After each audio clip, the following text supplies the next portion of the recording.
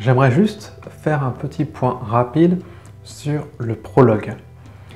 Le prologue n'est pas la même chose que le premier acte.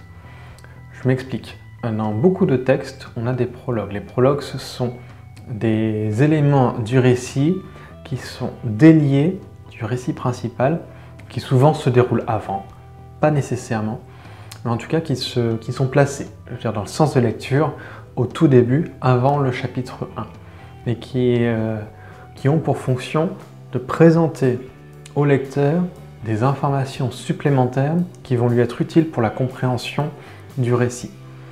Ce n'est pas forcément lié, ça peut, à l'acte 1. Je vais prendre un exemple avec Sorcière de chair de Sarah Bushman. Dans Sorcière de chair, il y a un prologue. On suit un massacre qui a eu lieu dans une famille australienne dans l'Outback.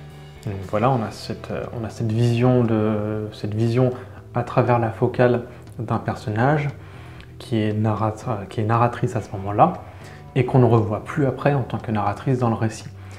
Ces éléments sont importants pour pouvoir comprendre ensuite l'intrigue. Je dis que c'est important parce que moi je déteste les prologues la plupart du temps. Souvent ils ne servent à rien dans les histoires et ils sont rajoutés en trop. Et bon, j'ai l'habitude, surtout en tant qu'éditrice, de zapper quand il y a un prologue pour voir si l'histoire se tient. Puis j'avais fait ça avec le livre de Sarah, on dirait encore un prologue, et en fait j'aurais mieux fait de le lire dès le début parce qu'il donne vraiment des informations importantes et pour le coup c'est un prologue réussi parce qu'il permet de se mettre dans le récit, d'avoir des éléments supplémentaires qui permettent de comprendre la suite sans être facultatif. Un mauvais prologue est un prologue qui est facultatif. Si on peut le couper et que l'histoire est tout autant compréhensible pour le lecteur, c'est que le prologue ne servait à rien. Mais il ne lance pas forcément la situation initiale. Il peut, mais ce n'est pas toujours le cas. Et dans le roman de Sarah, ça ne l'est pas par exemple, parce que ce sont des éléments bien antérieurs qui participeront à l'intrigue, mais ce n'est pas la situation initiale de notre personnage principal, Arabella, qui est enquêtrice de nos jours à Melbourne.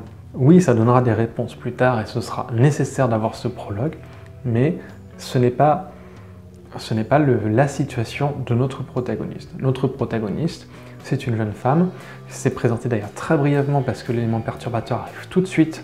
Elle est appelée, elle arrive sur le lieu d'un crime, donc l'élément perturbateur a eu lieu, mais la situation initiale est sous-entendue, c'est-à-dire qu'avant, on découvre peu à peu que c'est une enquêtrice qui vit à Melbourne, qui n'a pas forcément beaucoup de relations avec ses collègues, qui a une vie compliquée et qui a des fantômes qui la hantent. C'est quelque chose qui est très vite intégré, mais qui n'est pas mentionné directement avant l'élément perturbateur.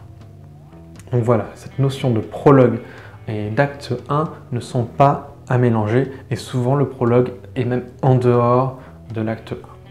Contrairement à l'épilogue, on le verra, qui lui peut tout à fait être l'acte 3.